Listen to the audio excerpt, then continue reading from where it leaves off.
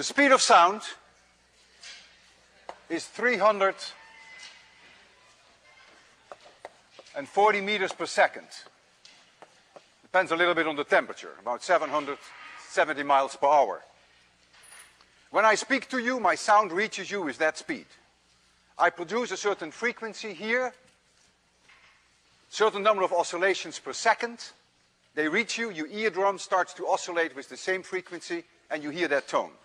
I have here a tuning fork, which oscillates 440 times per second. Your eardrum oscillates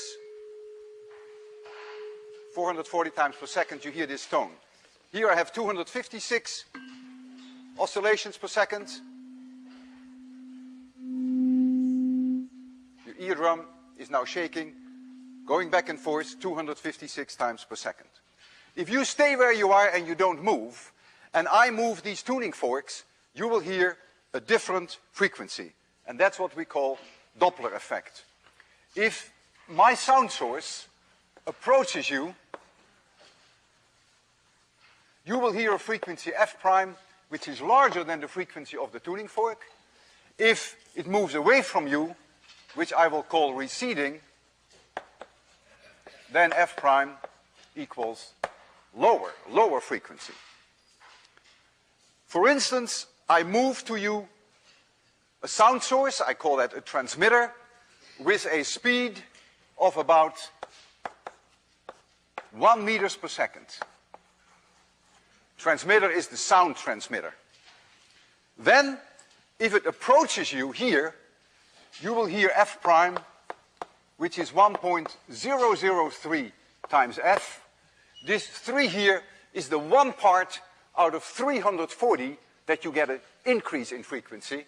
If I move it away from you, then f prime would be 0.997 times the frequency of the source itself. You stay where you are. I have here a tuning fork which generates 4,000 hertz, very high frequency. If I move it to you with a speed of 1 meter per second, which I can do, then you get an increase in pitch of 0.3%. That makes it 4,012 hertz. And when I move it away from you, there is a decrease of 0.3%. And you can clearly hear that difference. I will first make you listen to the 4,000 hertz without my moving. Can you hear it? Very high frequency. Is it painful, really? High frequency. Most of you are young enough, you should be able to hear 4,000 hertz. Okay, now I'm going to move it to you, 1 meter per second, and away from you.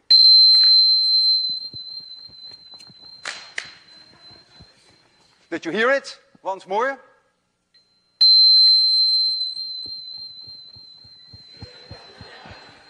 When it comes to you, it's clear that the frequency goes up, and when it moves away from you, the frequency is down. Now imagine that I'm going to rotate the sound source around in a circle. Now the sound that you receive, the frequency that you receive, will change in a sinusoidal fashion. If this is that circle, and this is the radius of that circle, and if you are here in the plane of the circle, then when the source comes straight to you with a velocity v, let's say it's a uniform circular motion, f prime will be larger than f, and it will in this case reach a maximum. When it is at 90 degrees relative to you, I don't have to give it a vector notation, f prime equals f. When it moves away from you, f prime is smaller than f, you hear a minimum, and when it is here again, when the angle between the velocity and your direction is again 90 degrees, then f prime equals f again. And so this phenomenon is called the Doppler effect. So if I twirl it around, you will hear a sinusoidal fluctuation in f prime. Suppose I plot as a function of time f prime the way you will receive it. You sit still, but I'm going to move a sound source around like this. Then you will have a curve that looks something like this. some sinusoidal, cosinusoidal fluctuation, f prime. This will be the value f produced by the sound source itself. This will be f prime maximum, and this will be f prime minimum. If you could record this, there is an amazing number of things that you can deduce from this curve. First of all, you can measure f prime max divided by f, because you see this curve, so you know what f is and you see what f prime max is, and that should allow you to retrieve immediately the velocity of the transmitter. If that number were 1.003, then you know that the speed in the orbit was 1 meter per second. So this ratio immediately gives you the transmitter velocity. This time separation gives you immediately the period of rotation. But since 2 pi r, if r is the radius, divided by the velocity of the transmitter, since that is the, or I can reverse it, it doesn't matter, 2 pi r divided by the time to go around is the velocity of the transmitter. Since you know the velocity of the transmitter from this ratio, since you know the period, which is this, you now also find the radius r. So from that curve, and keep that with you because it's going to be important in what follows, we can derive 3 things: the radius, the period of rotation, and the speed of the object as I twirl it around. I have here what we call a wind organ. When I twirl this around, it produces a particular tone. We will talk later about 801, why it produces a particular tone. Sometimes you hear 2 tones. I'll try to make you hear only 1. And as I swirl it around, the sound is coming, the sound source, the transmitter is coming to you. This, when it goes like this, it's 90-degree angle, so you should not hear any Doppler shift. When it is here, it's move away from you, and so you hear the sinusoidal change in f prime. Try to hear that.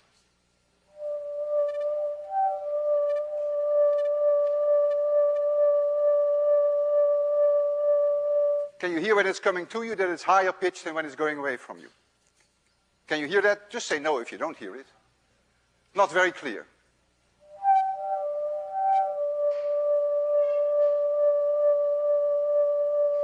For me, it's impossible to hear because I'm standing right under it, of course. Well, I tried. I now want to change to electromagnetic waves. Electromagnetic waves travel with the speed of light, which is 300,000 kilometers per second. And if you want to treat that correctly, you would have to use special relativity. In the case of sound, I stressed repeatedly that you in the audience should not move, but that the sound source is moving. In the case of electromagnetic radiation, when you deal with the speed of light, you don't have to ask that question. It is a meaningless question in special relativity, to ask whether you are moving relative to me or whether I am moving relative to you. It doesn't matter. All that matters in special relativity is the relative motion. So you can always think of yourself as standing still and make the source of electromagnetic radiation move to you or away from you, relative to you. Electromagnetic radiation is optical light, infrared, ultraviolet, radio, X-rays, gamma rays. All of that is electromagnetic radiation. If the velocity of the source of electromagnetic radiation, the transmitter, if that is way, way smaller than the speed of light, then it is very easy to predict the change in frequency due to Doppler shift. Let this be the transmitter, which produces a frequency f, and here is the receiver, which receives a frequency f prime. And let the velocity of the source of electromagnetic radiation be v. I could put transmitter here, but we can drop that index, and let this angle be theta. Then this is the component in u direction. We call that the radial component, which is v cosine theta. So I deleted TR. This is just the velocity of the source relative to you at that angle. If now we want to know what f prime is, then f prime equals f times 1 plus v over c times the cosine of theta. What matters is only the radial component of the velocity. This is the radial component. If theta is 90 degrees, just like we had with sound, then f prime equals f. For 90 degrees, the cosine of theta is 0, f prime equals f. If theta is smaller than 90 degrees, then it's coming towards you, then f prime equals larger than f. Theta equals larger than 90 degrees, it's going away from you, then f prime equals smaller than f. You would get a similar equation for sound by replacing this c by the speed of sound. But I want to stress that this only holds for electromagnetic radiation if v over c is much, much smaller than 1.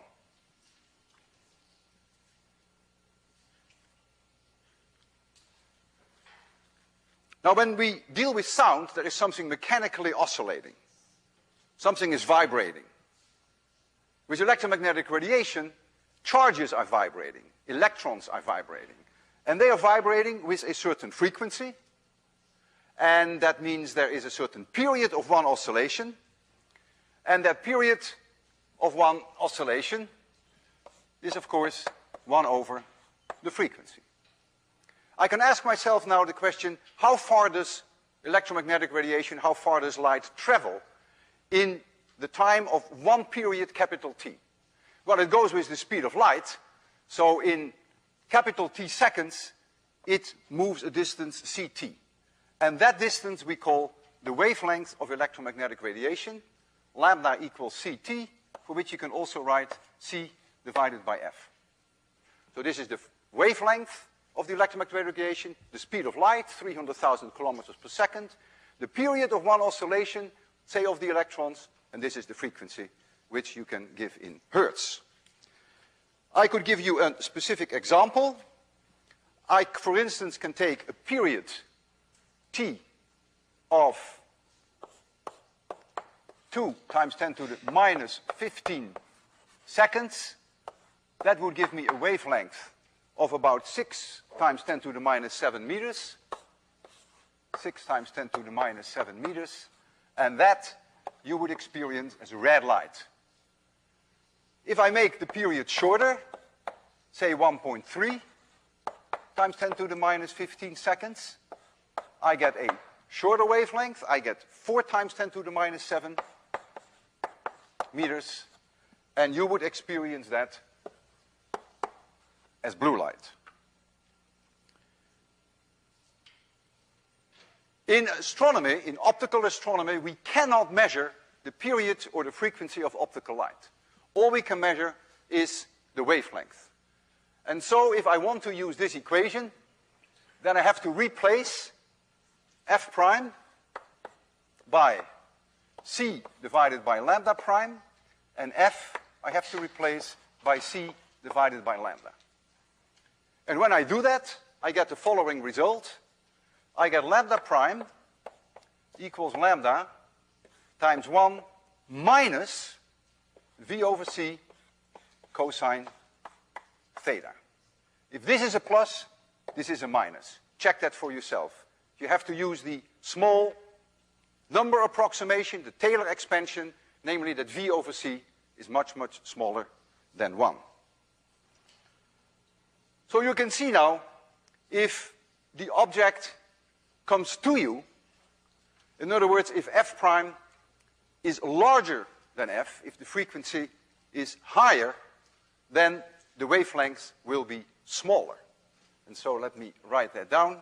When the cosine of theta, so the object is coming to you, the cosine of theta is larger than 0, the object is approaching you, then the wavelength lambda prime will be less than lambda, and that has a name. We call that blue shift. And the reason why we call that blue shift is that if the wavelengths become shorter, it moves towards the blue end of the spectrum, because blue has a lower wavelength than red. If cosine theta is negative, then the object is receding from you. Then lambda prime is larger than lambda, and we call that redshift. These are the terms that astronomers use all the time. When you make a spectrum of a star, you can do that using prisms or by other means, and you look at the light intensity as a function of wavelength. So here is the light intensity as a function of wavelength. Then you may expect to see some kind of a continuum, but in fact what you do see is superimposed on a continuum. You see sometimes very sharp absorption lines, black missing light, called absorption lines. And these absorption lines correspond to elements in the atmosphere of the star. In fact, if you see the absorption lines, you can tell what kind of elements are present in the star. Some are very characteristic absorption lines for hydrogen, some for calcium, some for silicon, some for magnesium, and so on. It's actually interesting that when you look at the spectrum of the sun, when people did that first, when they had the means of doing that, they found absorption lines in the spectrum of the sun which could not be identified. They had never been seen here on Earth, these lines, and so they called these lines after the sun. The sun is Helios, and so they called it helium. So helium was first discovered on the sun before it was later discovered on Earth, by looking at the absorption lines of the solar spectrum. If a star moves to you, then all the lines, every single line will be blue shifted, and if the star moves away from you, all the lines will be red shifted. If you take an example, if lambda prime divided by lambda, you pick any one of those lines, it doesn't matter which you pick, because they will all do exactly the same. If this were, for instance, 1.00333, I just pick a very nice number, that means lambda prime, as you see, is larger than lambda. The wavelengths get longer, so we have a redshift, and you substitute that in that equation, then you'll find that the velocity at which that star is moving relative to you, that gives you immediately the answer there, equals minus 0.00333 times the speed of light, c, and that is minus 100 kilometers per second. And the minus then reminds you that the object is receding from you. So that gives you a redshift. I just wrote down that the velocity v is minus 100 kilometers per second. It's of course v cosine theta that is minus 100 kilometers per second. It's the radial velocity. That's all you can measure. You have no information on theta. So it is this component, v cosine theta, which we call the radial velocity, that is minus 100 kilometers per second. Half of all the stars in the sky are binaries. And so when you look at the spectra, you will see them go around each other.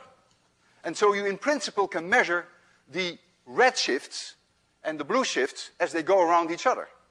You see Doppler effect. If they come to you, you see blue shift. If they go away from you, you see red shift. So in principle, you can determine for each one of those stars the velocity in orbit, the radius of their orbit, and of course the period of the binary system. So it's an extremely powerful tool in astronomy if you have a binary system when the stars exactly do this to determine all these quantities that you would like to know. I first would like to show you now some slides.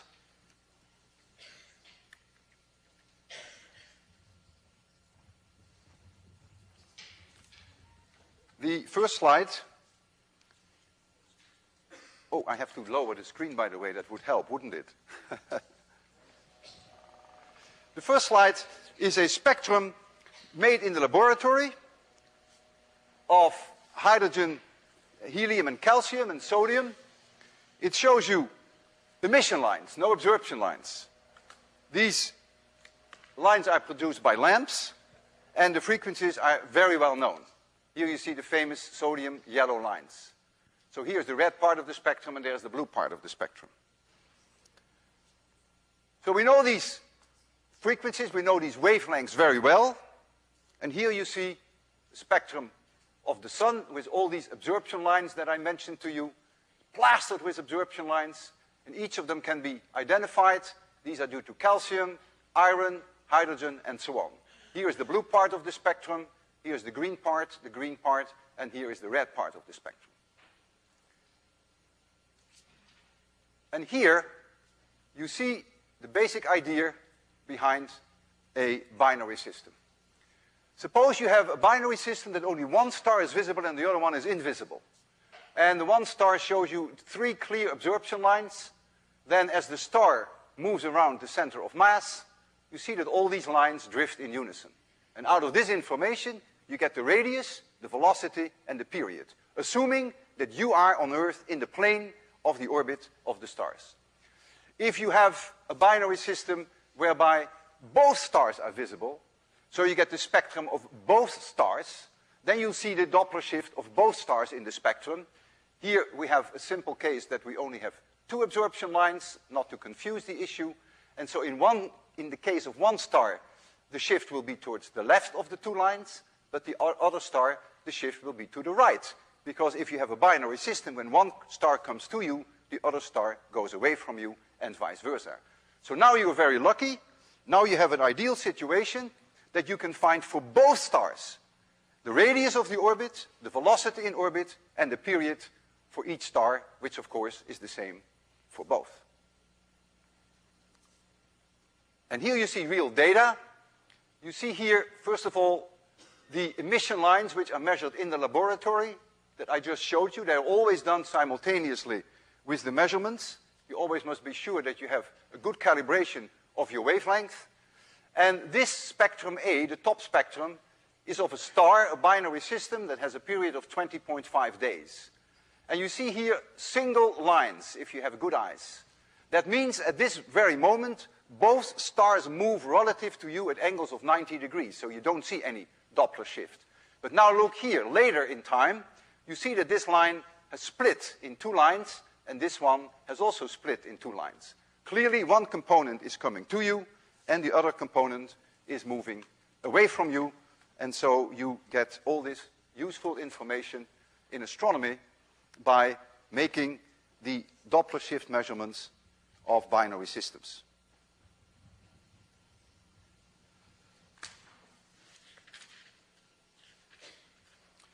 I want to pursue the idea of binary stars.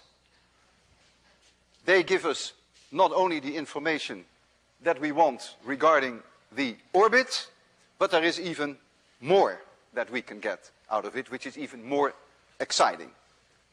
So I will remind you what a binary system looks like.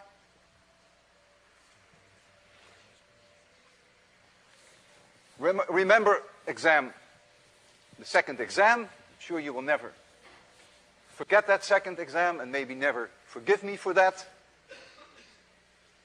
Binary system, star 1, radius r1, mass m1, velocity v1, and star 2, going about their common center of mass, mass m2, radius r2, and velocity v2. m1 r1 equals m2 r2. That's the way the center of mass is defined. Imagine that you as an observer are somewhere in the plane of this orbit, and you are here. And you're observing this system going around. Kepler's third law, which you derived on your exam as well as on an assignment. The period squared equals 4 pi squared times r1 plus R2 to the power 3 divided by G times M1 plus M2. Let me check that to make sure I have that right. Yes, that is correct. Imagine now you can make the Doppler shift measurements of both stars. You make the Doppler shift measurement of star number 1, so you measure lambda 1 prime as a function of time. Out of that pops immediately the period of rotation. Out of that pops the velocity, as we discussed. Out of that pops the radius R1.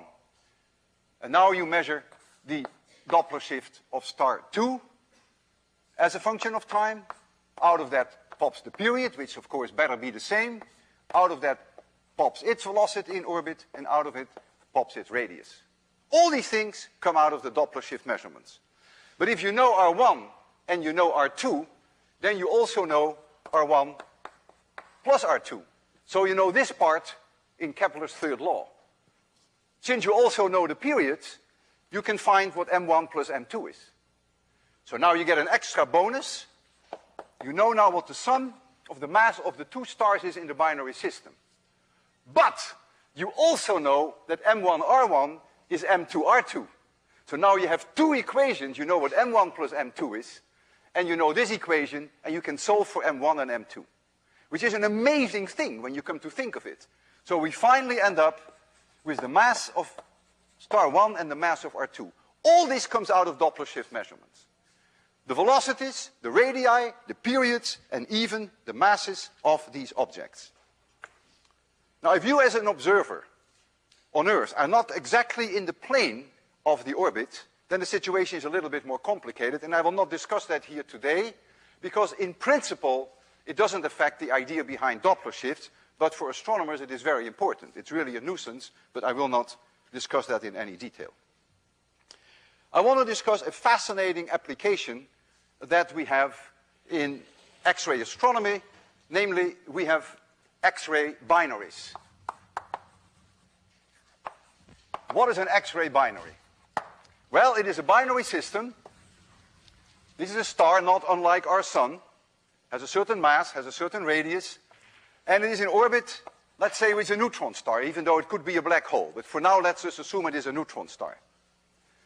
And if these two masses are the same, which I only use for the sake of simplicity, in practice they could be very different, then there is a point between these two, right in the middle, whereby the gravitational pull in one direction is the same as the gravitational pull in the other direction.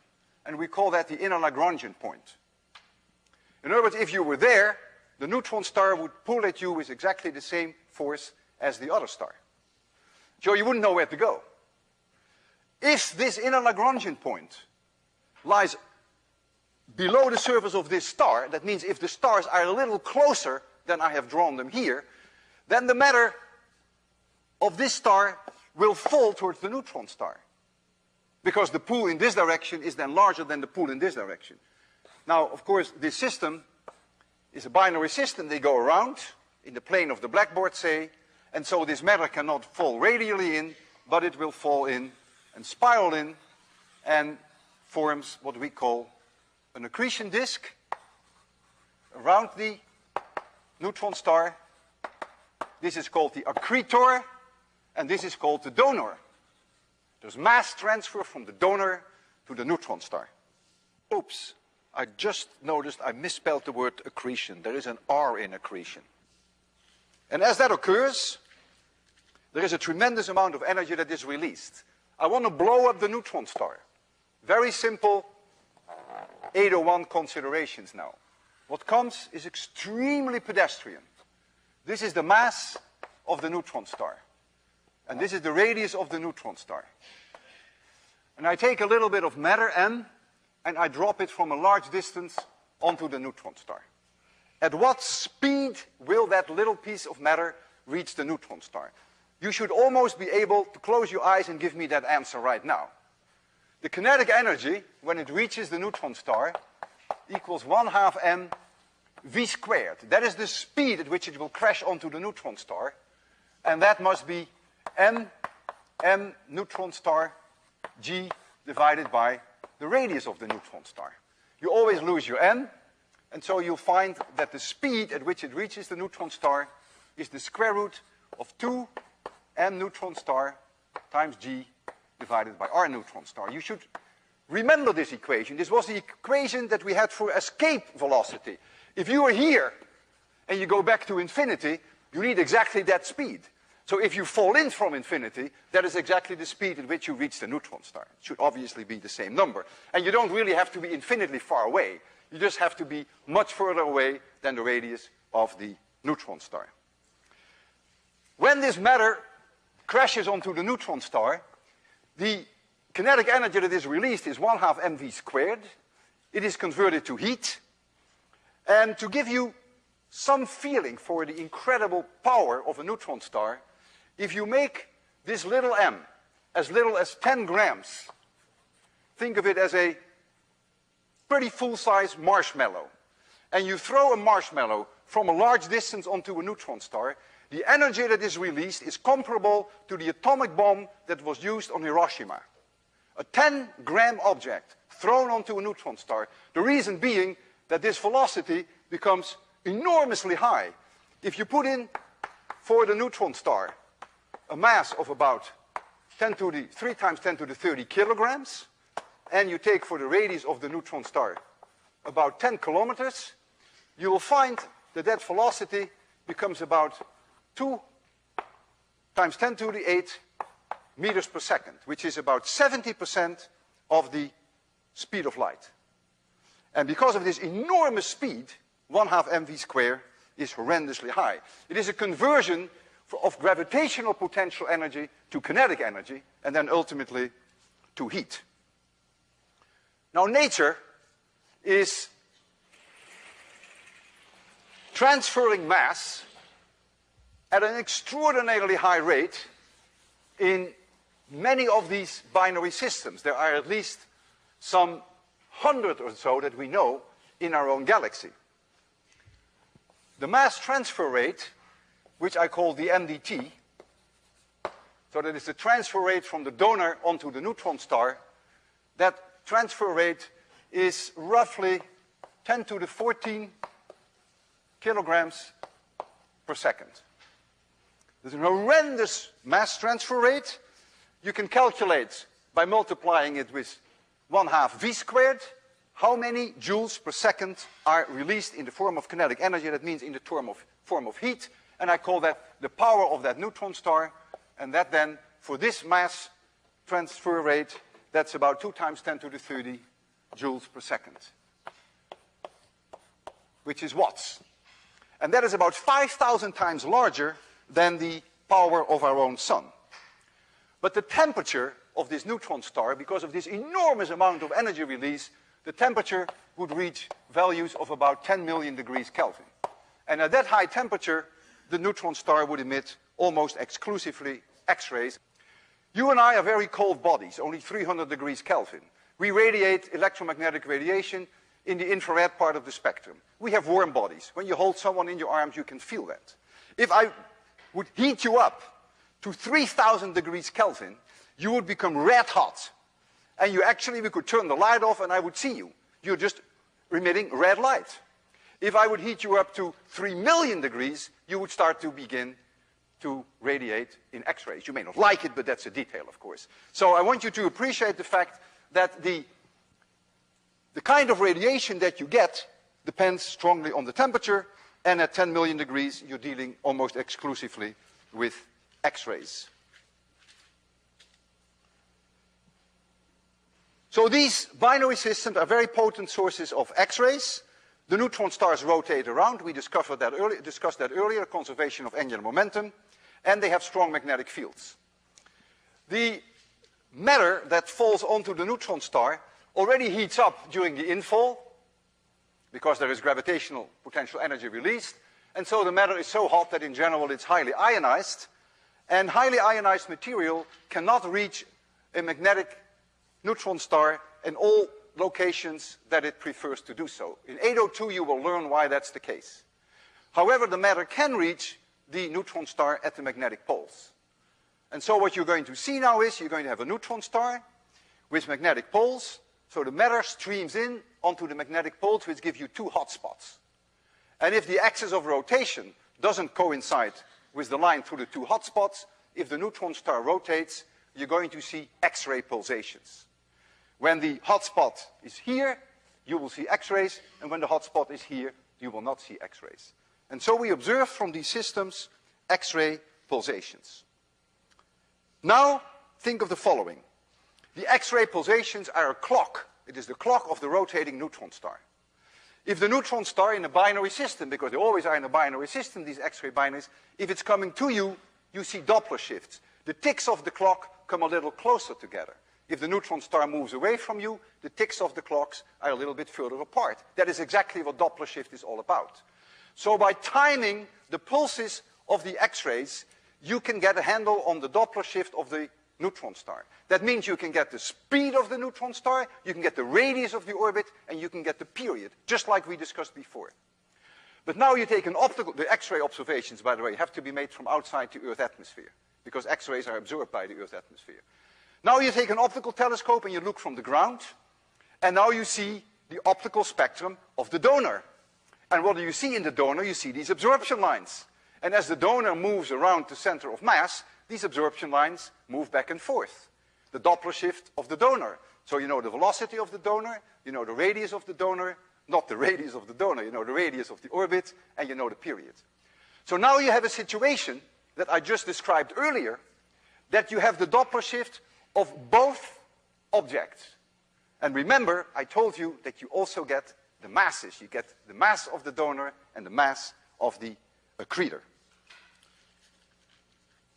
Before I go ahead, let me show you some slides. So we have to lower this again, if that's possible. Yeah.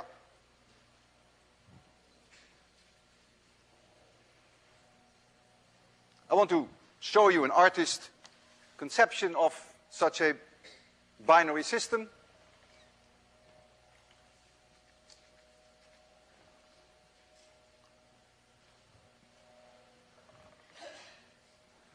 So this is what it may look like. You see the donor there, and you see the neutron star right here, so small, of course, that it's invisible, and this is the accretion disk. Swirls in the matter, ends up on the neutron star. And this is another view that gives you an idea of the donor, and then the swirl of matter, and then it swirls in and ends up here on the neutron star. And here, you see data that were obtained in 1971. It's clear evidence for the existence of these rotating neutron stars with these X-ray hotspots. You see here the observed X-ray intensity as a function of time. And the actual data are these very thin lines, and this bold line was drawn over by the authors to convince you that you see a signal which is highly periodic. The time from here to here is 1.24 seconds. This object was called Hercules X1. So this is one of the magnetic poles, and this is the other magnetic pole. One magnetic pole and the other magnetic pole. So you see here unmistakably the rotation of the neutron star and the X-ray pulsations.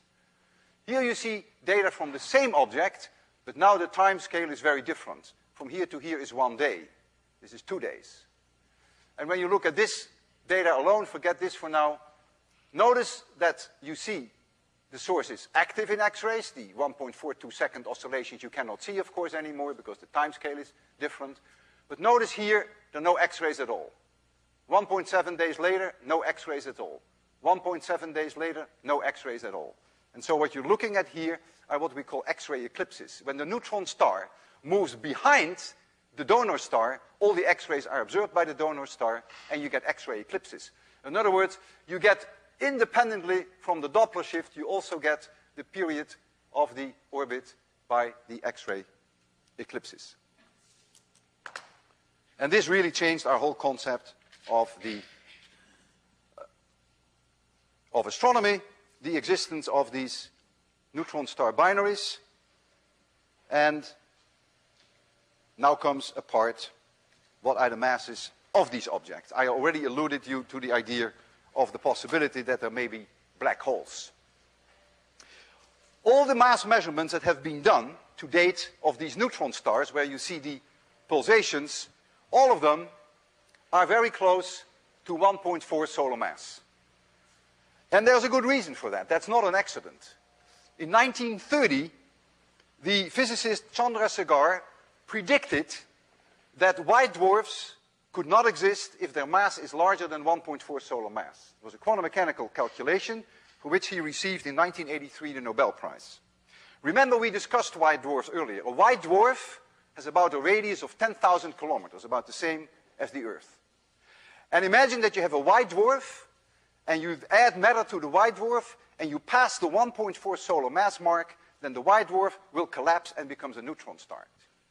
And so when we measure the masses of neutron stars, it turns out, maybe somewhat by surprise, that they're all very close to 1.4. If you could add more matter to the neutron star by accreting more and more matter, and you reach the point that the neutron star becomes as massive as 3 times the mass of the sun, we believe that the neutron star can no longer support itself and becomes a black hole. And so now comes the question, what is a black hole? A black hole is the most bizarre object that you can imagine, and it is something that you want to stay away from too. A black hole has no size, unlike a neutron star. It has no size, but it does have mass. And it has a lot of mass. 3 times the mass of the sun, 10 times the mass of the sun, 100 times the mass of the sun. So it has mass, but it has no size. We identify around the black hole a sphere with radius r, which we call the event horizon. Imagine you are at the event horizon and you want to get away from the black hole. What kind of speed do you need? You should be able to give me that answer immediately. The escape velocity must be 2 mg divided by the radius of that event horizon. In other words, the radius of the event horizon itself equals 2 mg divided by c squared. If you tell me what m is, I will tell you what the radius of the event horizon is. I went a little fast here. I skipped an important step. V is the escape velocity from the event horizon, which is at a distance capital R from the mass m. So we see that here. Now this escape velocity can never be larger than the speed of light. So the maximum value possible is c. And if now you look at this part of the equation and you take the radius on one side, you'll get that the radius of the event horizon equals 2 mg divided by c squared. And that's how I found that equation. Sorry that I went a little too fast. If m is the mass of the Earth, the radius of the event horizon is 1 centimeter. If m is the mass of the Sun, the radius of the event horizon is 3 kilometers. If m is 3 times the mass of the Sun, the radius of the event horizon would become 10 kilometers. It scales linearly with the mass. If you were inside the event horizon, you could never escape the black hole, because you would need a speed which is larger than the speed of light. Therefore, you can never escape from inside the event horizon. Nothing can get out of it. Not X-rays, no radio emission, no light, nothing. Once you're inside the event horizon, you've had it. You cannot escape it. And so the question now that comes up, can we see X-rays from a black hole? Because if nothing can come out of a black hole, how can we see X-rays? And the answer is yes, we can. Because as long as the matter that swirls in is outside the event horizon, it would still be very hot, because gravitational potential energy would already have been released. It would be very hot, and it would emit X-rays. So we can see X-rays outside a black hole. However, you will never see pulsations, because a black hole has no surface, like a neutron star. So there's no such thing as 2 hotspots which rotate around. And so now comes the problem for astronomers. How can you determine the mass of the accretor if the accretor is not a pulsating neutron star, but if the accretor is a black hole? Well, you can only now measure the Doppler shift of the donor, because the donor in general is quite well visible. It's an optical star. But you will not be able to measure the Doppler shift of the black hole, no pulsations. If, however, an astronomer can make an estimate of the mass of that donor, then you will find the mass of the accretor. In other words, instead of having the Doppler shift measurements of both stars, the neutron star and the donor star, which gives you the mass of two stars, now you have to settle for the Doppler shift of only the donor and the mass of the donor itself. And if you have a reasonable idea of what that mass will be, then you can find the mass of the accretor. And there is a very famous case, that was the first one discovered in the early 70s, which is called Cygnus X1. Cygnus X1 is an X-ray binary which has an orbital period of 5.6 days. The Doppler shift measurements of the donor were made, and astronomers, simply looking at the spectrum, at the absorption lines and the structure of the absorption lines and the kind of absorption lines, were able to say, yeah, the mass of the donor is probably approximately 30 solar masses. And with that information and with the Doppler shift, you can now arrive at the mass of the accretor, and that is, in this case, oh, by the way, there's an R missing in the word accretion there, and that mass turns out to be about 15 solar masses. Now, when this was found in the early 70s, most people concluded this has to be a black hole. It is a very compact object, otherwise it wouldn't emit X-rays in the first place, and clearly, if the mass of that compact object is way larger than 3 solar masses, then there is no doubt in our minds that this is a black hole. Since that time, many black hole X-ray binaries have been discovered. So if I summarize, the amazing thing is, from studying the Doppler shift of binary systems like X-ray binaries, you can derive the orbital parameters, orbital radius, orbital period, the speed of the stars in orbit, but you can also find the masses. And whenever you make a measurement of the mass, when it is a neutron star, when you see the X-ray pulsations, you almost always find that it is very close to 1.4 times the mass of the sun. But in a few cases, you will find that the mass is substantially larger. Admittedly, you have to do without the Doppler shift then of the accretor, but you have to use some other information, and then you can conclude in most cases with pretty good confidence that you're dealing with something like bizarre as a black hole, which you can only define the event horizon, and you can never escape a black hole when you're inside the event horizon, because that is when the escape velocity would be larger than the speed of light. So this is the escape velocity. If you set that equal to c, then you can solve for the radius of the event horizon, and out of it pops this equation. I would like to show you now a slide of Cygnus X1, which is the oldest known black hole X-ray binary.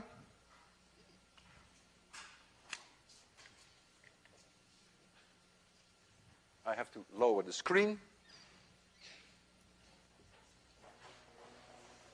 And there it comes. This was really a bombshell when this was discovered.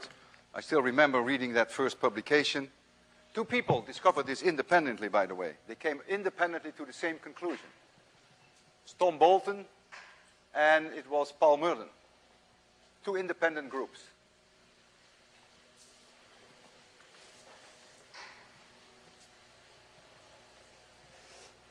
All right, here is an optical picture. It is a negative, so you see the stars dark and you see the sky bright. And right here is the star that is Cygnus X1. It's the donor. It is a very large star, a supergiant, huge radius, and it is believed to have a mass of 30 times that of the sun. You see here a close-up. This is not the companion, believe me. This is just an image of that star. The position was hard to get an accurate position.